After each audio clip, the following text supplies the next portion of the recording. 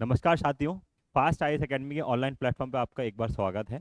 हम एमबीपीएससी 2024 का new syllabus cover कर रहे हैं, जिसमें आप देख रहे हैं एग्जाम 4 का पार्ट बी एंटरप्रेन्योरशिप हम कवर कर रहे हैं। इसमें आप यूनिट 4 अभी हम देख रहे हैं, पर्सनालिटी डेवलपमेंट हम इसमें कवर कर चुके हैं, सक्सेस कवर चुके हैं, और जो छोटे छोटे टॉपिक्स हैं सिविक सेंस का भी लेक्चर अपलोड हो चुका है।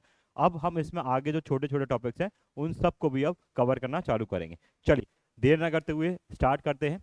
आज हमें कवर करना है loyalty to the institution, a complex concept. तो एक ये कॉम्प्लेक्स कॉन्सेप्ट है। क्यों कॉम्प्लेक्स कॉन्सेप्ट कह रहे हैं इसको? क्योंकि इंस्टीट्यूशंस के प्रति लॉयल्टी दिखाना एक बहुत इंपॉर्टेंट चीज़ है। चाहे आप सरकारी दफ्तर में हो, चाहे आप प्राइवेट इंस्टीट्यूशंस में हो, एंटरप्रेन्योरशिप के लिए चाहिए कि वहाँ पर लॉन्ग टर्म के लिए उनके जो एम्प्लॉयज़ हैं वहाँ टिके रहें और काम करते रहें। इसके कारण से क्या होता है कि एक स्टेबिलिटी आती है इंस्टीट्यूशन के अंदर में, और वो प्रॉस्पर बहुत अच्छे से कर पाती है। अब इसके लिए चाहिए कि जो इंस्टीट्यूशंस हैं वो इंस्टीट्यूशंस भी अपने एम्प्लॉयज़ का क्या रखें, ध्यान रखें। उनकी अच्छी सैलरीज वहाँ पर होना चाहिए। इसके अलावा वहाँ पर दूसरी चीज़ें भी अगर वो देखेंगे तो उनको वहाँ पर मिल जाएंगी। ठीक है, चलिए। तो एक कॉन्सेप्ट है, हमें यहाँ से देखना है संभावना। इसके अंदर में क्या है कि इसके अंदर में आप देखेंगे कि 2 नंबर के क्वेश्चन और 7 नंबर वाले क्वेश्चन आप एक्सपेक्ट कर सकते हैं, यहाँ से आपको डायरेक्टली बनते हुए दिखेंगे। चलिए, तो सबसे पहले हम डेफिनेशन देखेंगे कि क्या होती है लॉयल्टी की डेफिनेशन। किसी संस्था के प्रति वफादारी एक बहुआयामी अवधारणा है जिसकी भावनाओं, व्यवहारों और दृष्टिकोणों की एक श्रृंखला शामिल हो सकती है। बहुत सारी चीजें होती हैं किसी इंसान के प्रति, किसी इंस्टीट्यूशन के प्रति अगर आप वफादारी दिखाना चाहते हैं तो उसके बहुत सारे आयाम हैं, फैक्टर्स हैं। जैसे कि वो इंस्टीट्यूशन आपके लिए क्या कर रही है, आपको सैलरी के अलावा अलावा कैसा वहाँ इन्वायरमेंट है, वर्किंग फोर्स किस तरीके से है, आपके कलीग्स किस तरीके के हैं वहाँ पर, आपके जो सीनियर्स हैं वो आपको किस तरीके से मेंटेन करते हैं, आपसे व्यवहार कैसे करते हैं, किस तरीके से आपसे काम करवाते हैं। वो सारे फैक्टर्स जब मिलते हैं तब एक लॉयल्टी के इंस्टीट्यूशन के प्रति लॉयल्टी आती है। गुजरात के एक बहुत बड़े व्यापारी हैं, सूरत के, जो डायमंड व्यापारी हैं, अक्सर चर्चा में रहते हैं। हर साल वो बहुत सारे अपने एम्प्लॉयज़ के लिए जो 5 साल 10 साल से काम कर रहे हैं उनके लिए हर साल वो कार गिफ्ट करते हैं, घर गिफ्ट करते हैं, बाहर की जो फॉरेन एक ट्रिप है वो गिफ्ट करते हैं। तो ये क्यों हो रहा है? क्योंकि उनके यहाँ एम्प्लॉयज़ जो हैं वो बहुत समय से उनके प्रति डेडिकेटेड हैं, उनके काम के प्रति डेडिकेटेड है। तो एम्प्लॉयर भी क्या कर रहा है, अपने एम्प्लॉय का उसी तरीके से ध्यान रख रहा है। तो एक अच्छा एनवायरनमेंट बन रहा है जिससे दोनों ही ग्रोथ कर रहे हैं, एक इंस्टीट्यूशंस भी ग्रोथ कर रही हैं और एम्प्लॉय भी आपका क्या कर रहा है, इसमें ग्रो कर रहे हैं। चलिए, तो ये हमने डेफिनेशन देखी, क्या लॉयल्टी की डेफिनेशन होती है। ठीक है, अगर संभावना बनी तो 2 नंबर के क्वेश्चन में आपकी यहाँ पर डेफिनेशन आ सकती है। एग्जाम्पल आप यहाँ जरूर कोट करेंगे, चाहे गवर्नमेंट के लिए हो। गवर्नमेंट जॉब में भी आजकल लोग आना चाहते हैं। क्यों आना चाहते हैं? कि चाहे कुछ भी हो, कोविड के टाइम पे हमने देखा कि जो प्राइवेट जॉब्स थी वहां से लोगों को निकाला जा रहा था, लेकिन गवर्नमेंट जो एम्प्लॉयज थे उनकी जॉब सिक्योर थी, जो जो सर्विसेज में थे सर्विस में सिक्योर थे, और उनको प्रॉपर तरीके से सरकार की तरफ से रेम्यूनरेशन मिलता रहा, सर्विसेज मिलती रहे। तो ये एक लॉयल्टी होती है। कहीं ना कहीं बेनिफिट्स लोगों को लिए दिखते हैं किसी ना किसी चीज़ में। प्राइवेट इंस्टीट्यूशंस में पैसा ज़्यादा दिखता है, गवर्नमेंट सर्विसेज में सिक्योरिटी दिखती है, और इस कारण से लोग उनको लॉयल्टी शो करते हैं अपनी। इमोशनल अटैचमेंट, तो सबसे पहला जो फैक्टर है, की कंपोनेंट्स हैं लॉयल्टी के लिए, इमोशनल अटैचमेंट्स होते हैं। कई अक्सर आप लोग देखेंगे कि बहुत सारे इंस्टीट्यूशन है छोड़ना ही नहीं चाहते हैं। क्यों? कहीं ना कहीं वो इमोशनल अटैचमेंट है कि अपने जो बॉस हैं, जब मेरे पास कुछ नहीं था तब मेरे मालिक ने मुझे क्या दिया, काम दिया, घर दिया, परिवार संभाला, मेरे बच्चों को पढ़ाया लिखाया, मैं ये इंस्टीट्यूशन नहीं छोड़ने वाला, या जहाँ मैं काम कर रहा हूँ वहाँ मैं उसको नहीं छोड़ने वाला, इरिस्पेक्टिव कि उनको आगे जाके कहीं और ज़्यादा पैसा मिल रहा हो। ये भी हो सकता है। तो इमोशनल जो फैक्टर होता है वो एक बहुत स्ट्रांग होता है कनेक्शन बिल्ड करने के लिए इंस्टीट्यूशन में और एम्प्लॉय के बीच में। दूसरा क्या फैक्टर है? Commitment to goals. हर कोई कुछ ना कुछ लक्ष्य अपने साथ में लेके चलता है कि मुझे इस पद पर पहुंचना है, मुझे इस सैलरी पे पहुंचना है, मुझे ये चेंजेस लेके आने हैं सोसाइटी के अंदर, मुझे इतना प्रॉफिट कमा के देना है इस कंपनी के अंदर में। जब ये कोई कमिटमेंट्स होते हैं पर्टिकुलर एम्प्लॉयज के, हो सकता है ये सबके हिसाब से अलग अलग हो सकते हैं। तो जब आप कमिटेड रहते हो अपने गोल्स के प्रति, तो देखा जाता है कि आप इंस्टीट्यूशन के प्रति भी क्या रहते हो, कमिटेड रहते हो। आजकल नया ट्रेंड चल गया है, जो यंग जनरेशन है उस जनरेशन में देखा जाता है they are committed to their own self goals के लिए। वो क्या करते हैं, उनको ज्यादा एनकरेजमेंट चाहिए पैसा कमाने के लिए, तो एक कंपनी से दूसरी कंपनी में शिफ्ट कर रहे हैं, दूसरी कंपनी से तीसरी कंपनी में शिफ्ट कर रहे हैं। अक्सर आप देखेंगे कि जो हायर लेवल ऑफ पद हैं, जितने भी हायर पोस्ट हैं कंपनी में, डायरेक्टर है, सीएफओ है, सीईओ है, वहां आप देखेंगे वो वही लोग होते हैं वहां पर जो कंपनी में डेडिकेटेड हैं पिछले 5 साल से, 10 साल से, 15 साल से, क्योंकि कंपनी ने उनका काम देखा हुआ है, कंपनी ने उनका डेडिकेशन देखा हुआ है, संस्था उनकी डेडिकेशन को देखते हुए उनको प्रमोट करती है और उच्च स्तर के लेवल पर बिठाती है। इसी में एक एग्जांपल देना चाहूंगा, रिलायंस इंडस्ट्रीज के जो मालिक हैं मुकेश अंबानी, उनके एक फ्रेंड हैं, वो उनके साथ पिछले 25 सालों से काम में हैं। हाल ही में बहुत चर्चा में रहे थे, मुकेश अंबानी ने उनको एक घर गिफ्ट किया जिसकी कीमत है 1800 करोड़ रुपए। तो ये क्या हो रहा है, ये लॉयल्टी टुवर्ड्स इंस्टीट्यूशन है। जब उन्होंने लॉयल्टी दिखाई अपने इंस्टीट्यूशन के प्रति, तो उनको जो कुछ भी नहीं थे वहां से आज वो इस लेवल पे है कि मुकेश अंबानी ने उनको 1800 करोड़ रुपए का घर गिफ्ट किया हुआ है। ठीक है, तो जब ये सारी चीजें कैसे हो रही है, जब आप कमिटेड हो कंपनी के प्रति, कंपनी के गोल्स के प्रति, तो कंपनी ग्रो कर रही है तो आप भी क्या करते हैं, ग्रो करते हैं इसके अंदर में। आगे, ट्रस्ट एंड कॉन्फिडेंस। मेरा ट्रस्ट है कंपनी में, कंपनी का मेरे अंदर ट्रस्ट है, एम्प्लॉयर का एम्प्लॉय में ट्रस्ट है, एम्प्लॉय का एम्प्लॉयर के अंदर ट्रस्ट होगा, कॉन्फिडेंस होगा, तभी ना आप एक जगह रुक पाएंगे। अगर आप में ट्रस्ट नहीं है, म्यूचुअलिटी की भावना आपके अंदर में नहीं है कि मुझे उनके प्रति भावना रखनी है या एम्प्लॉयर को अपने एम्प्लॉय के प्रति भावना रखनी है, अगर ये एग्जिस्ट ही नहीं करेगी तो क्या होगा, छोड़ छोड़ के लोग जाके स्विच करना चालू कर देते हैं, दूसरी कंपनीज में जाना चालू कर देते हैं। तो एक बहुत इंपॉर्टेंट कैरेक्टर है जब आप लॉयल्टी इंस्टीट्यूशंस को दिखाएंगे कि ट्रस्ट होना बहुत जरूरी है। ट्रस्ट के साथ साथ कॉन्फिडेंस भी होना चाहिए कि मैंने इस बंदे को इस पोस्ट पे हायर किया है, तो ये बंदा क्या करेगा, इस पोस्ट पे अपनी काबिल तारीफ से काम करेगा, जो उसकी क्षमता है उन क्षमताओं के अनुरूप वहां पर वो काम करेगा और डिजायर्ड जो रिजल्ट है, जो डिजायर्ड उसको काम दिया गया है वो काम कराएगा। ठीक है, तो ट्रस्ट एंड कॉन्फिडेंस होना बहुत जरूरी है। जब आप 7 नंबर में की कंपोनेंट्स ऑफ इंस्टीट्यूशन में लिखेंगे तो ये की हेडिंग्स डालेंगे और इनको थोड़ा थोड़ा एलैबोरेट करते हुए चलेंगे इसके अंदर में। चलिए आगे देखते हैं इसके अंदर, प्राइड एंड आइडेंटिफिकेशन। कुछ लोग होते हैं जब काम करते हैं, आर्मी में जो लोग होते हैं प्राउड फील करते हैं कि भाई आर्मी से हैं, है ना, तो जो काम कर रहा है उसको भी प्राउड फील होता है, और जब वो आर्मी के लोग, आर्मी का काफिला निकलता है तो लोग उनको सल्यूट कर रहे हैं, ये उनका सम्मान है। तो प्राउड फील करना, जिस जगह आप काम कर रहे हो उस काम में आप प्राउड फील करते हो, तो हमेशा आपकी लॉयल्टी इंस्टीट्यूशन के प्रति बनी हुई रहती है। दूसरा, आइडेंटिफिकेशन। आप अपने नाम से कम जाने जाते हो, आप उस कंपनी के नाम से जाने जाते हो। अक्सर देखा जाता है जब IITians की जॉब लगती है तो गूगल में लग गई, तहलका मच जाता है छोटे शहरों में, छोटे जिलों में, अरे साहब उस फलाने लड़के की गूगल में जॉब लग गई, 2 करोड़ की जॉब लगी है, एप्पल में जॉब लग गई है। तो ये क्या होता है, जब आपको आपके नाम से ना जानते हुए आपकी इंस्टीट्यूशन के नाम से आपको जाने जाने लगे, तो वहां पर आपकी लॉयल्टी की संभावनाएं कई हद तक ज्यादा बढ़ जाती हैं। तो ये एक की कंपोनेंट है, एक प्राइड, जहां आप काम कर रहे हैं वहां आप फुली प्राउड फील करते हैं। दूसरा, आपकी आइडेंटिटी उस कंपनी के नाम से ज्यादा है, ना कि आपके इंडिविजुअल नाम से ज्यादा है। तो इन केसेस में भी लॉयल्टी बहुत अक्सर ज्यादा देखी जाती है। चलिए आगे बढ़ते हैं, विलिंगनेस टू सेक्रीफाइस। कंपनी ने जो काम दिया, इंस्टीट्यूशन ने जो काम दिया है, ऑर्गेनाइजेशन जहां भेजना चाहती है वहां आप रेडी हैं जाने के लिए। आप अपने परिवार को सेक्रीफाइस कर रहे हैं, अपने पर्सनल टाइम को सेक्रीफाइस कर रहे हैं, और क्या कर रहे हैं, कंपनी के प्रति या अपनी इंस्टीट्यूशन के प्रति वफादारी दिखा रहे हैं। इन ऐसी संभावनाओं में भी क्या देखा जाता है, लॉयल्टी होती है। जब लोग सेक्रीफाइस करते हैं तो सेक्रीफाइस क्यों करते हैं, उसके पीछे का एजेंडा क्या है कि हमें पर्सनल गोल्स है, हमें पर्सनल अचीवमेंट्स चाहिए।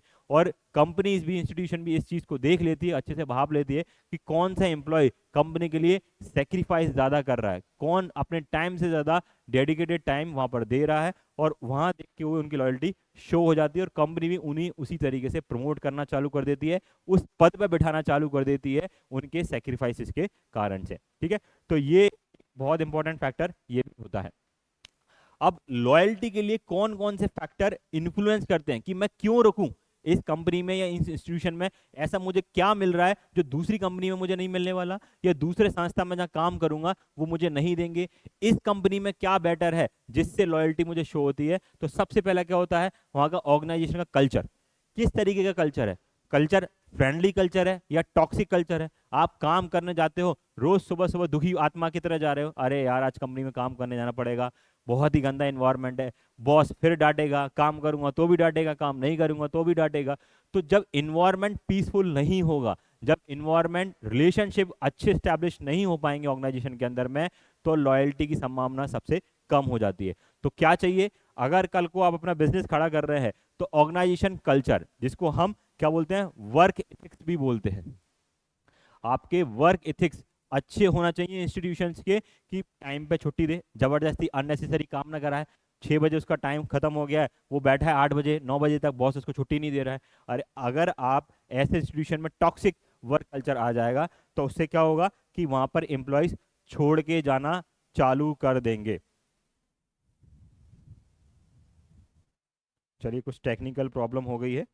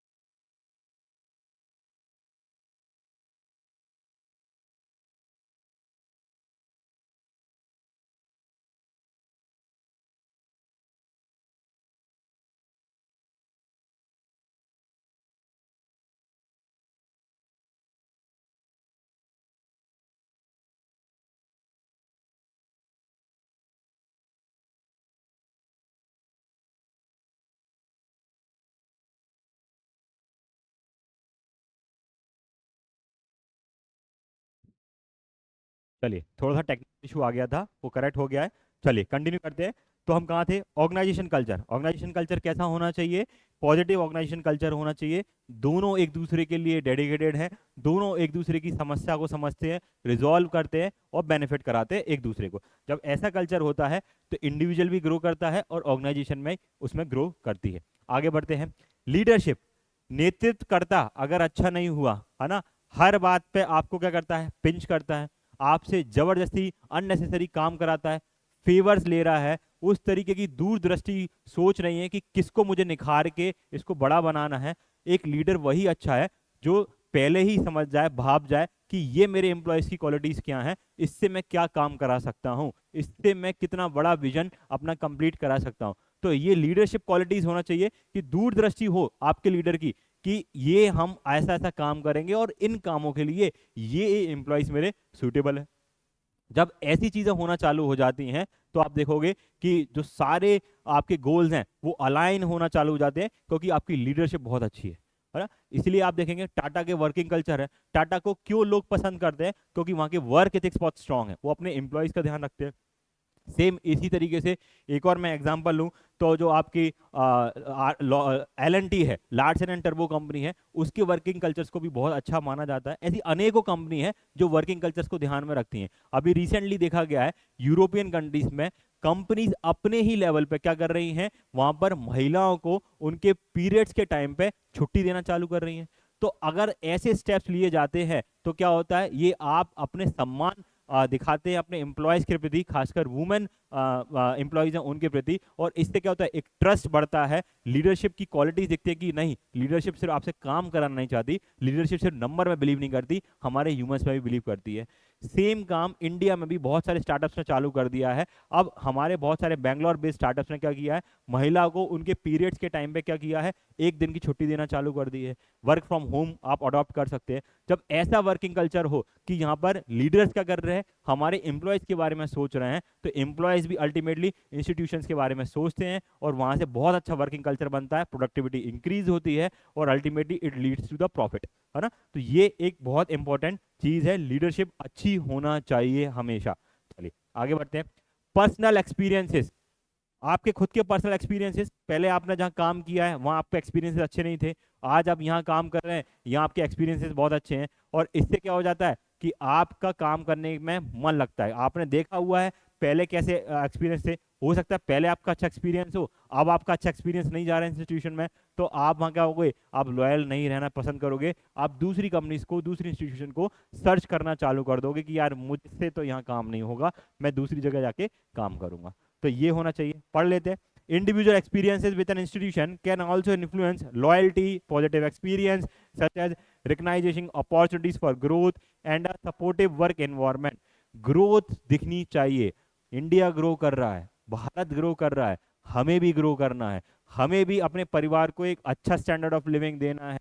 हमें भी अपनी पर्सनल ग्रोथ चाहिए। मुझे भी मेरा अपना खुद का घर चाहिए, अपनी कार चाहिए, मैं अपनी फैमिलीज को अपने साथ रख सकूं, अच्छी हेल्दी कंडीशन दे सकूं, हेल्थ इंश्योरेंस मेरे को कंपनी प्रोवाइड कर रही है। जब ये सारी चीजें आपके साथ होने लगती हैं तो लेवल ऑफ सेटिस्फेक्शन आपके काम में अपने आप ही आने लगता है। और जब लेवल ऑफ सेटिस्फेक्शन आपको आने लगता है तो उसके कारण से क्या होता है, आप लॉयल, आप वफादार होना चालू कर देते हैं अपने इंस्टीट्यूशन के प्रति। चलिए आगे बढ़ते हैं। एक्सट्रीम फैक्टर्स, कुछ एक्सट्रीम फैक्टर्स भी होते हैं जो इन्फ्लुएंस करते हैं लॉयल्टी के लिए, है ना। वो क्या है, इंडस्ट्री ट्रेंड्स, क्या क्या इंडस्ट्री के अंदर ट्रेंड चल रहा है, क्या आपकी इंडस्ट्री में लोग छोड़ के ही जाना चाहते हैं, है ना, या फिर अलग अलग चेंज है, कीप ऑन चेंजिंग है, बहुत जल्दी नौकरियों से निकाल देते हैं। जैसे कि आजकल हम देख रहे हैं, अभी सुनने में आ रहा है दुनिया में रिसेशन चल रहा है। तो दुनिया में जब रिसेशन चल रहा है तो क्या हो रहा है, आईटी सेक्टर से लोगों को निकाला जा रहा है। एआई के आने के कारण से भी बहुत सारे लोगों को जॉब छोड़नी पड़ रही है। हाल ही में हमने न्यूज़ में सुना है, रिलायंस इंडस्ट्री ने 42,000 एम्प्लॉयज़ को अपने पिछले 6 महीने के अंदर ऑफिस से निकाल दिया है।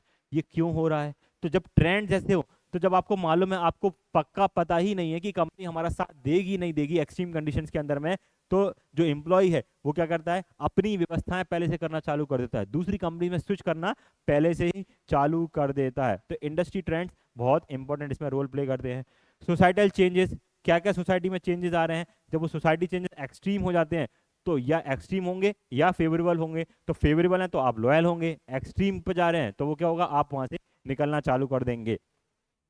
इसके बाद में देखेंगे, during times of economic hardship individual may be more likely to prioritise job security. जब इकोनॉमिक हार्डशिप आई, कोविड का टाइम आया, लोगों की नौकरी चली गई, तो लोग ऐसी जगह काम करना पसंद करेंगे जहां पर एम्प्लॉयर क्या है, एम्प्लॉय का ध्यान रख रहा है। एम्प्लॉयर और एम्प्लॉय दोनों ही क्या कर रहे हैं, साथ साथ ग्रो कर रहे हैं। एम्प्लॉयर बोल रहा है चलो ठीक है, कोविड का टाइम है, धंधा बंद है, फैक्ट्री बंद है, स्टिल मैं अपने एम्प्लॉयज को ध्यान रखूंगा, पूरी पेमेंट तो नहीं कर पा रहा लेकिन 50% 70% पेमेंट जरूर करूंगा। तो इसमें क्या शो हो रहा है, इसमें एम्प्लॉयज को क्या दिख रहा है कि मेरा मालिक तो पैसा नहीं कमा रहा, लेकिन मालिक अपने ही पूंजी में से मुझे क्या दे रहा है, सैलरी दे रहा है। जिसने मेरे बुरे वक्त में ध्यान दिया, मैं उसका अच्छे टाइम में कभी साथ नहीं छोड़ूंगा। वफादारी होना जरूरी है, लॉयल्टी आपके इंस्टीट्यूशन के प्रति होना जरूरी है। जिस इंस्टीट्यूशन ने आपको बनाया, जिस इंस्टीट्यूशन आपको आपके परिवार को चलाने में सहायता देता है, उस इंस्टीट्यूशन से, जब तक आप उस इंस्टीट्यूशन में हैं, कोशिश कीजिएगा कि आप उसके साथ वफादार रहें until and unless extreme conditions आपके साथ। फैक्टर्स ही ऐसे हो गए, संभावना ऐसी हो गई कि आप वहां अब रह ही नहीं सकते, जी का जंजाल बन गया है, कुछ ना कुछ गलत हो रहा है, तो आप उन कंडीशन में क्या कर सकते हैं, वहां से स्विच करते हैं। लोग स्विच ही इसी कारण से करते हैं कि वहां पर मेल नहीं हो रहा, चाहे वो इकोनॉमिकल बेसिस पे हो, चाहे इन्वायरमेंट बेसिस पे हो, कुछ भी फैक्टर्स हो सकते हैं, और आप फिर क्या करते हैं, वहां से स्विच करना चालू कर देते हैं। चलिए आगे बढ़ते हैं। तो जॉब सिक्योरिटी एक कॉमन इसमें चीज होती है जो मेन इंपॉर्टेंट होती है। इसके बाद आप देखेंगे क्या क्या है, loyalty is not always a positive force, है ना, ये पॉजिटिव फोर्स नहीं होती है हमेशा कि आप लॉयल्टी के कारण से ही इंस्टीट्यूशन में आप बनाए रखेंगे किसी ना किसी इंसान को, ये जरूरी नहीं है। In in some cases loyalty can lead to blind obedience. जब आप ओबीडियंस, आंख बंद करके लॉयल्टी दिखाना चालू कर दें तो क्या हो जाता है, ब्लाइंड ओबीडियंस हो जाता है। मालिक ने कहा है करना है तो करना है, बॉस ने कहा है करना है तो नहीं करना है। वो तो देखिए आपकी वो सही है कि गलत है, आप ये नहीं समझ पा रहे हैं, आप सही गलत का डिफरेंस आपने खत्म कर दिया है। आपको ये समझ नहीं आ रहा कि जो हमें ऑर्डर्स दिए गए हैं वो ऑर्डर्स फुलफिल करना एक दिक्कत का काम हो सकता है, वो किसी और के साथ गलत कर सकता है। तो ऐसी चीजों में भी आप क्या कर सकते हैं, अवॉइड कीजिए। ठीक है, आगे देखते हैं।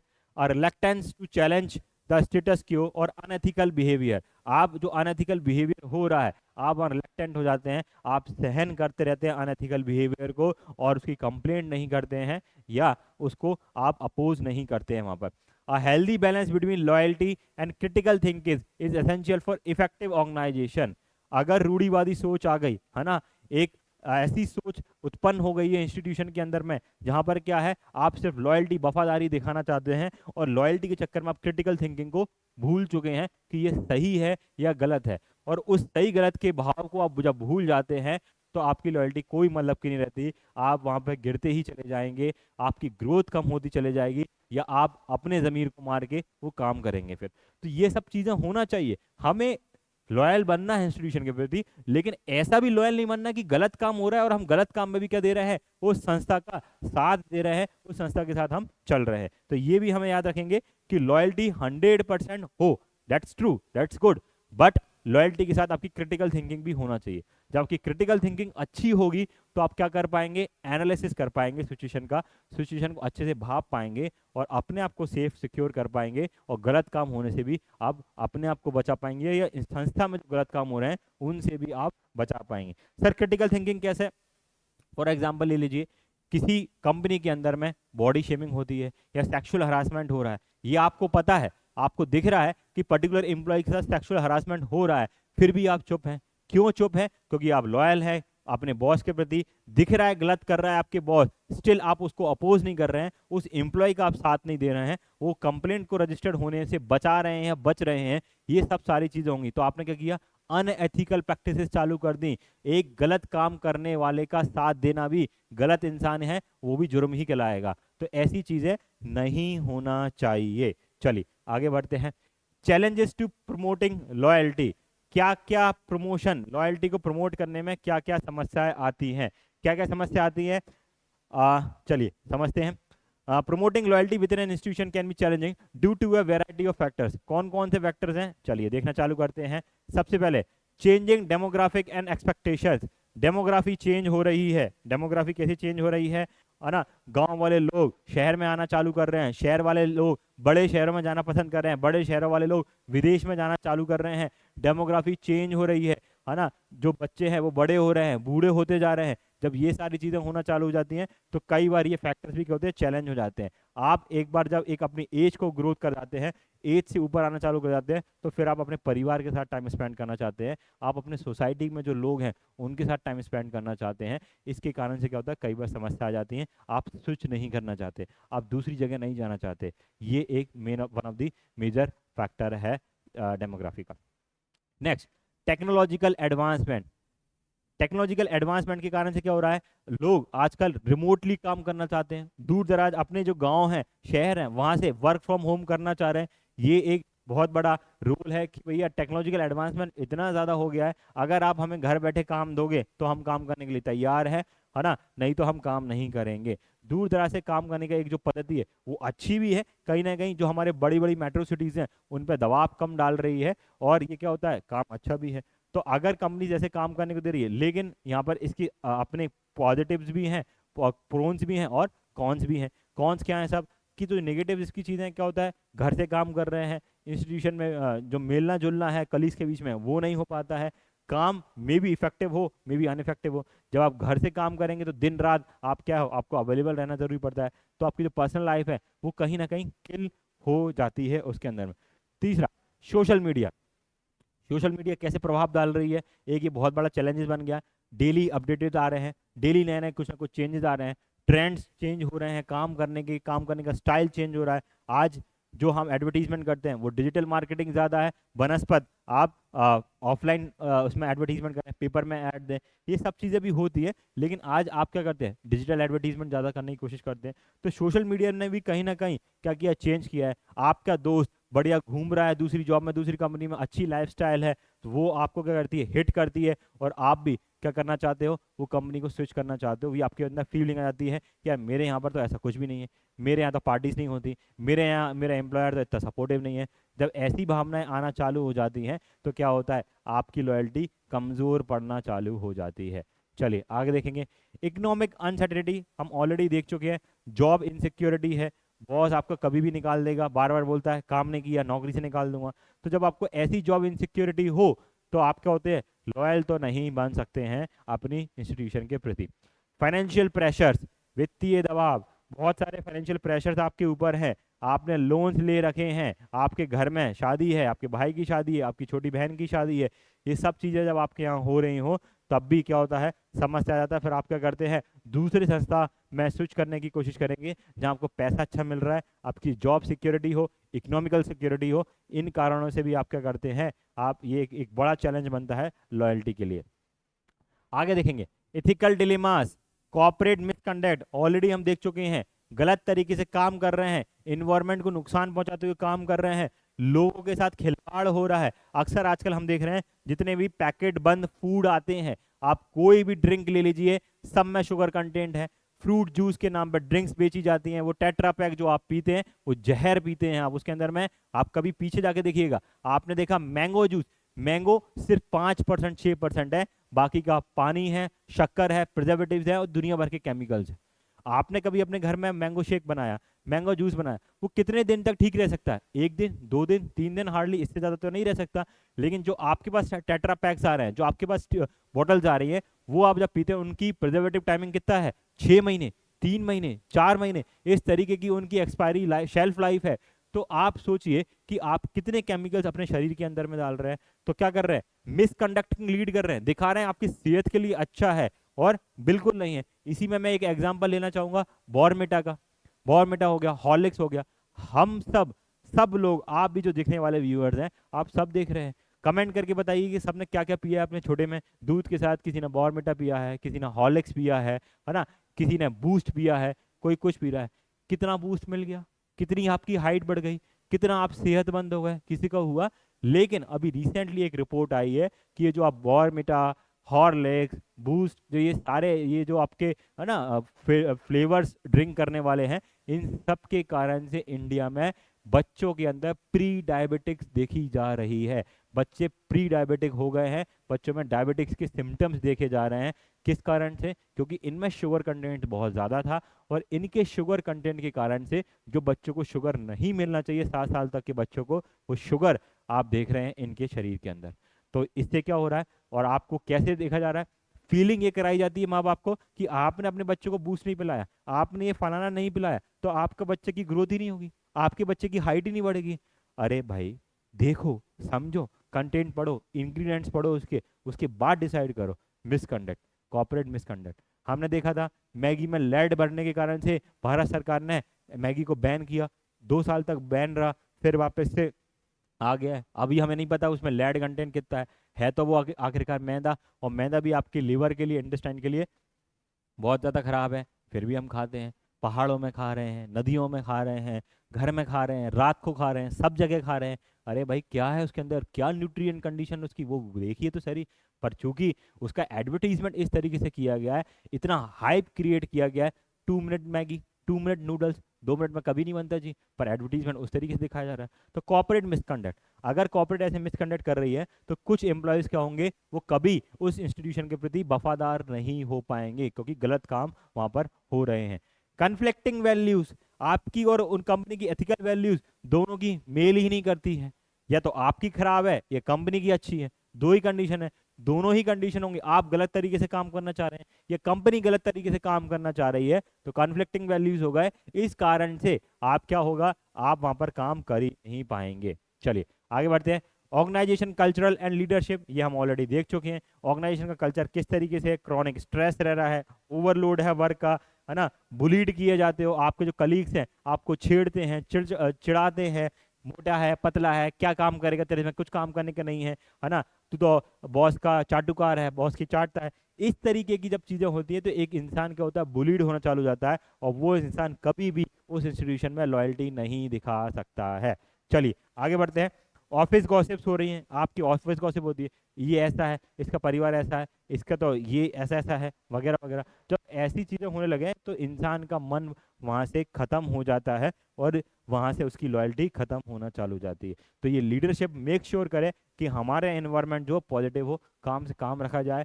हर एक एम्प्लॉयर, चाहे वो छोटे लेवल का हो चाहे ऊपर का हो, वो दोनों एक दूसरे में मतभेद ना रखें, अपने बीच में एक ऐसा हो कि मैं बड़ा हूँ या छोटा हूँ, एक अच्छा एनवायरनमेंट जब आप क्रिएट करते हैं, है ना, तो जब ऐसी आप क्रिएट करेंगे तो आप क्या देखेंगे कि एनवायरनमेंट वहाँ पर अच्छा हो रहा है। एक थ्योरी है, theory X and theory Y theory, पढ़िएगा उसके बारे में। यही है, थ्योरी एक्स में बताया कि आपको फोर्सफुली अपने एम्प्लॉय से काम कराना पड़ता है, जबकि थ्योरी वाई बोलती है कि जो एम्प्लॉय है वो वफादार है, उनको बस एक बार काम दे दो, वो अपने हिसाब से काम कर लेंगे। ठीक है, चलिए।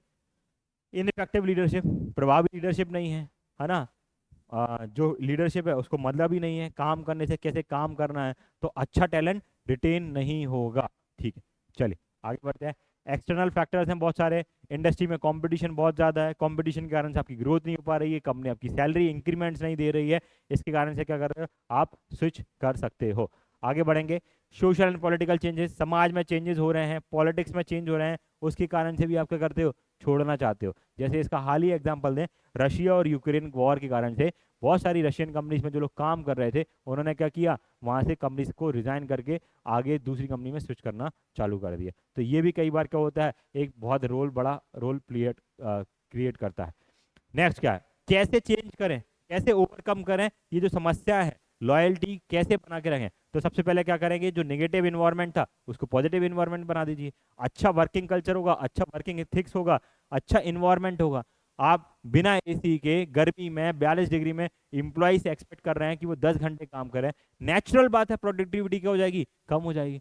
तो आप एसी को लगाइए, है ना, ये सारी चीजें, एक अच्छा इन्वायरमेंट देंगे। एक छोटा सा एग्जांपल दिया मैंने कि अगर वहाँ एसी नहीं है और भरी गर्मी पड़ रही है, आप ऐसे दिल्ली जैसी सिटीज में काम कर रहे हैं जहाँ टेम्परेचर 48-49 डिग्री टेम्परेचर जाता है, and you are expecting from your employ to work in certain harsh condition, then the loyalty will not be shown by the employees to the employers. ये तय बात है, एम्प्लॉय क्या भाड़ में जाए, छोटी जगह काम कर लूंगा, जहाँ एसी लगा होगा, ऐसी गर्मी में काम नहीं कर सकता, जहाँ मेरी तबीयत खराब हो जाए या मुझे बहुत समस्याएं होना चालू हो जाए। आगे, investing in employ development, employees के डेवलपमेंट में क्या करना है, इन्वेस्टमेंट करना है, उनको समय समय से ट्रेनिंग करानी है। जो पॉलिटिकल और सोसाइटिकल चेंज हो रहे हैं, टेक्नोलॉजिकल अपग्रेडेशन हो रही है, उन सब में क्या करें, आप समय समय पर उनको ट्रेनिंग कराएं, उनको एडवांस करें, उनकी स्किल्स को एनरिच करें, जिससे वो लॉयल्टी इंस्टीट्यूशंस को दिखाना चालू कर देंगे।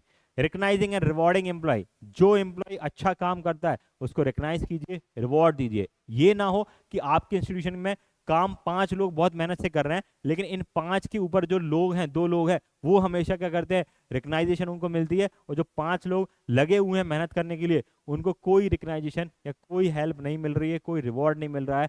ऐसी सिचुएशन में एक इंसान एक टाइम के बाद अपनी होप खो देता है, और फिर वो क्या करता है, वफादारी गई पहाड़ में, और फिर वो क्या करेगा, इंस्टीट्यूशन को छोड़ के दूसरी जगह चले जाएगा। तो ये सारी चीजें होना चाहिए, है ना।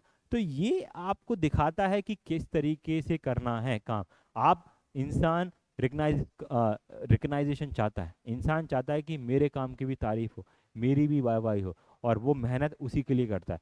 कुछ लोग पैसे के लिए मेहनत करते हैं, पर ज़्यादातर लोग अपने सम्मान के लिए काम करते हैं, अपनी इज्जत के लिए काम करते हैं, अपने पद की गरिमा को बनाए रखने के लिए काम करते हैं, और ऐसे लोग के लिए ये बहुत बड़ी इंपॉर्टेंस चीज़ होती है। एक वेब सीरीज आई थी अमेजोन के ऊपर, फर्जी करके, जिसमें वो नोट छापता है ना। तुषार कपूर की नहीं, तुषार नहीं, कौन से हैं, शाहिद कपूर की वो वेब सीरीज है। उसमें देखिएगा, नहीं सॉरी, फर्जी नहीं, स्कैम करके है, जो स्कैम का जो सेकंड पार्ट आया हुआ है, सोनी पे अवेलेबल है। वहाँ आप देखेंगे कि जो नोट प्रिंटिंग मशीन का जो एक मैनेजर है, वो सालों साल से काम कर रहा है, बेचारा बहुत ईमानदार है, ईमानदार होने के बावजूद भी उसका क्या नहीं हुआ, कभी भी प्रमोशन नहीं हुआ। तो उसके अंदर इतनी खुन्नस है, इतनी खुन्नस है। स्कैम 1992 के बाद एक और जो स्कैम पार्ट 2 वेब सीरीज आई है, उसको आप देखिएगा। उसके अंदर है कि जो मैनेजर है नोट प्रिंटिंग मशीन का, नासिक का, वो उसका प्रमोशन नहीं हो रहा है, जिंदगी अपनी खपा दी कंपनी के अंदर में, और जो 2 नंबर का काम करना चाह रहा है उसके अंदर में, उन्होंने क्या किया, पैसे दे के प्रमोशन करा दिए मिनिस्ट्री से, और उसने उसकी लॉयल्टी खरीद ली। जो इंसान अपनी जिंदगी भर ईमानदार रहा, उसने अपनी ईमानदारी को बेच दिया। क्यों? क्योंकि सरकार और जो कंपनी है उसने उनके काम को रिकग्नाइज नहीं किया, प्रमोशन नहीं दिया, और वो इंसान बिक जाता है, फ्रॉड करना चालू कर देता है, भ्रष्टाचार करना उसमें चालू कर देता है। चलिए, तो ये सारी चीज़ें होना चाहिए, रिकग्नाइज एंड रिवॉर्डिंग होना चाहिए। अब इंस्टीट्यूशंस इंडिया के अंदर में क्या क्या एग्जांपल्स आप देख सकते हैं। With it rich cultural heritage and diverse institution provides numerous example of loyalty to various संस्था। भारत अपनी समृद्ध संस्कृति, विरासत और विविध संस्थाओं के साथ विभिन्न संगठनों के प्रति वफादारी का कई उदाहरण प्रदान करता है। कौन कौन से उदाहरण हैं? सबसे पहले आर्म्ड फोर्स। हमारी आर्म्ड फोर्स में हमारे लोग स्वेच्छा से जाना पसंद करते हैं, फोर्स से फुली नहीं होता। जैसे चाइना में आप देखोगे, वहाँ जबरदस्ती लोगों को आर्मी के अंदर क्या किया जाता है, वहाँ पे एंटर कराया जाता है, भर्ती कराया जाता है, क्योंकि वहाँ पता है चाइना की सरकार उनको प्रति उतनी वफादारी नहीं रखती है। अगर आपने कुछ भी सरकार के खिलाफ बोला, अपने सीनियर लीडरशिप के खिलाफ बोला, तो आपको जेल में डाल दिया जाएगा, इवन आपको मार भी दिया जाएगा, या आपको गायब करा दिया जाता है। ये बहुत सारी चीज़ें।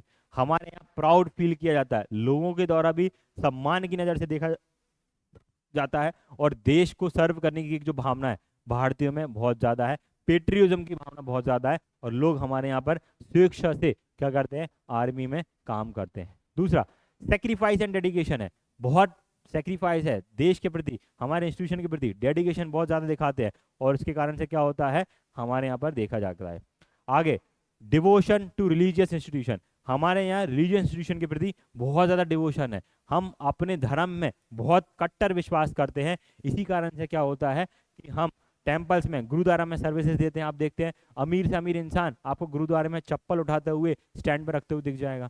तो जब डिवोशन ज़्यादा हो हमारे गुरुओं के प्रति, हमारे भगवान के प्रति, तो हमें एक लॉयल्टी की भावना आती है। संस्कार पैदा करना, डिसिप्लिन सिखाने की संस्थाएं होती हैं, मंदिर और गुरुद्वारे, मस्जिद वगैरह, जब आप इनके प्रति लॉयल रहते हैं, आप अपने धर्म के प्रति लॉयल रहते हैं, तो ये स्वेच्छा से आना चालू हो जाते हैं, अपने आप आना चालू ये हो जाते हैं। कम्युनिटी सर्विसेज, कोविड आया, कोविड के टाइम पे जबरदस्त तरीके से लोगों ने एक दूसरे को सपोर्ट किया। मध्य प्रदेश में कई उदाहरण देखे गए, लोगों को चप्पल पहनाए जा रही हैं, जगह जगह हाईवेज पे खाना खिलाया जा रहा है, गाड़ियों से शिफ्ट ट्रांसफर कराया जा रहा है। तो ये जब ऐसी सर्विस हो कि भाई हम जब विपरीत स्थिति आई है, तो उस विपरीत स्थिति के अंदर में हम एक साथ एक दूसरे का साथ देंगे, ये होता है। छोटी सिटीज में अक्सर देखा जाता है ये ज्यादा होता है। गांव में आपके घर में कोई समस्या गई, आजू बाजू पड़ोसी सब आके इकट्ठे हो जाते हैं, आपके घर पे काम करना चालू कर देते हैं, पैसे से सपोर्ट करेंगे, इमोशनल सपोर्ट देंगे। तो ये सारी चीजें हमारे यहाँ बहुत अच्छे लेवल पे हैं। Loyalty to educational institution, alumni association, आप देखते हैं कॉलेज के अंदर एलुमनाई एसोसिएशन बनी हुई हैं। वो एलुमनाई एसोसिएशन अपने कॉलेज के स्टूडेंट्स को फेवर देते हैं, आगे जॉब लेने के लिए, टाइम टू टाइम लेक्चर्स लेने के लिए आते हैं। तो एक संगठन बना हुआ है एक दूसरे को सपोर्ट करने के लिए, और वहाँ से सारी चीज़ें हो रही हैं। आगे है फिर फंड रेजिंग एंड सपोर्ट, यही इंस्टीट्यूशन क्या करती हैं, IITians के हैं, IIM के हैं, सी इंस्टीट्यूशन हैं, ये सारे क्या करते हैं, आगे अपने इंस्टीट्यूशंस के लिए फंड रेज करते हैं, विदेश में जा रहे हैं, करोड़ों रुपए के पैकेज है, चाहे एक छोटा सा कॉलेज क्यों ना हो, वहां पर भी एलुमनाई अगर होगी तो वो सारी चीजें कर रही है आगे जाके अपने इंस्टीट्यूशन को खड़ा करने के लिए। National symbols, Indian often display loyalty to the national through their reverence for national symbols such as Indian flag, national anthem and national leaders, अपने आप ही हमारे नेशनल फ्लैग को सम्मान देना, नेशनल एंथम कहीं बज रहा है, हम क्या हो जाते हैं, एक स्टैंडर्ड पोजीशन में आ जाते हैं, हम अपने सम्मान शो करते हैं। और यही चीज़ें क्या होती है, आगे जाके आपको लॉयल्टी शो करती है देश के प्रति, और आगे जाके आपकी नेशन के प्रति। आगे देखेंगे सिविक ड्यूटीज, जो भी आपकी सिविक ड्यूटीज हैं आप उनको पूरा कर रहे हैं, फंडामेंटल ड्यूटीज है आप उनको कंप्लाई करने की कोशिश कर रहे हैं, बूढ़े को सम्मान देना, अपने पेमेंट टैक्सेस का टाइम पे करना, है ना, अपने वोट देना, ये सारी जो सिविक ड्यूटीज हैं आपकी, वो आप क्या कर रहे हो, पूरे टाइम पे करते हो। ये भी एक पेट्रियटिज्म की भावना के साथ ही होता है। अगर आप में पेट्रियटिज्म नहीं होगी तो आप सिविक ड्यूटीज भी नहीं अपनाओगे या नहीं उनका निवारण करोगे। चलिए, corporate loyalty, long term employment, लंबे समय तक मैं कंपनी में रहूंगा, लंबे समय तक काम करूंगा, कंपनी मुझे बेनिफिट देगी, एक बड़े पोस्ट पे लेके जाएगी, बड़े पद पे लेके जाएगी, अच्छी सैलरी देगी, है ना। अभी हम बहुत सारे एग्जांपल देख चुके हैं, मुकेश अंबानी के दोस्त जिनको 1800 करोड़ रुपए का मकान गिफ्ट किया मुकेश अंबानी ने, क्यों किया, लॉन्ग टर्म एम्प्लॉयमेंट के कारण से ये सारी चीजें हो रही हैं। कंपनी कल्चर अच्छा है, कंपनी में आप एक बार वहां काम करना पसंद करेंगे जहां पर काम का एनवायरनमेंट अच्छा है, आपको सम्मान मिलता है, इज्जत मिल रही है, रिस्पेक्ट मिल रही है। बनस्पत ऐसी जगह कि जहाँ काम, पैसा तो ज्यादा मिल रहा है लेकिन कोई इज्जत नहीं है, आप मर मर के वहां पर काम कर रहे हो, ऐसी जगह पे आप क्या होगा, काम नहीं करना पसंद करोगे। ठीक है, चलिए, तो ये कुछ स्कीम्स वगैरह भी हैं, types of scheme, sponsored scheme, है ना, ये गलत स्लाइड आ गई इसके अंदर में। ठीक है, तो यहाँ पर हमने लॉयल्टी टू इंस्टीट्यूशन की सारी चीज़ें कवर कर ली, की कंपोनेंट्स क्या होते हैं, चैलेंजेस क्या होते हैं, उन चैलेंजेस को कैसे ओवरकम किया जाए, और यहाँ इसी तरीके से हमारा ये लॉयल्टी टू द इंस्टीट्यूशन एक चैप्टर कंप्लीट हो गया है। ये क्यों बताया जा रहा है कि आप अपने काम के प्रति वफादार रहें, पेट्रियटिज्म की आपके अंदर भावना हो, आप देश को अच्छे से सर्व कर सकें, सोसाइटी को अच्छे से सर्व कर सकें, इसीलिए ये चैप्टर्स को पढ़ाया जा रहा है। चलिए, इसी तरह ये चैप्टर खत्म हो गया है, अगले लेक्चर्स के लिए हमें फॉलो करते रहें। प्लीज़ आपसे विनम्र निवेदन है कि हमारे चैनल को सब्सक्राइब करें, आगे ये हमारी वीडियोस को शेयर करते रहें जिससे ज़्यादा से ज़्यादा बेनिफिट हो सके। एंटरप्रेन्योरशिप के फ्री लेक्चर अभी तक किसी भी चैनल ने नहीं डाले हैं, तो आपसे ये विनम्र निवेदन है, आप पूरा बेनिफिट उठाएं, साथ ही साथ जो एमपीपीएससी की प्रिपरेशन कर रहे हैं उनके साथ भी इनको शेयर करते रहें। हमारे इंस्टाग्राम चैनल को फॉलो करें, इनकी पीडीएफ, इसकी पीडीएफ अपलोड कर दी गई है टेलीग्राम पे, और आगे वाले आने वाले लेक्चर्स की पीडीएफ भी अपलोड कर दी जाएगी। शुक्रिया, धन्यवाद।